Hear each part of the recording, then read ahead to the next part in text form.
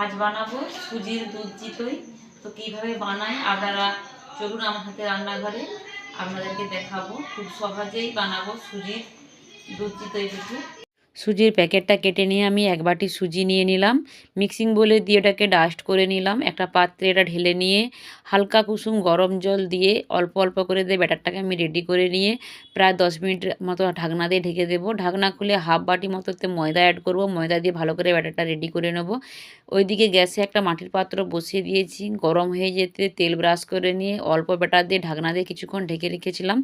এইভাবে সব চিতই পিঠেগুলো আমি রেডি করে নেব। তারপর গ্যাসে দুধ বসিয়েছিলাম হাফ লিটার। ফুটে উঠলে চিতই পিঠেগুলো সব দিয়ে দেবো একের পর এক। তারপর দিয়ে দেবো দুটো এলাচ, পরিমাণ মতো মিষ্টি, আমি বাতাসা দিচ্ছি, আপনারা চাইলে গুড় বা চিনি দিতে পারেন।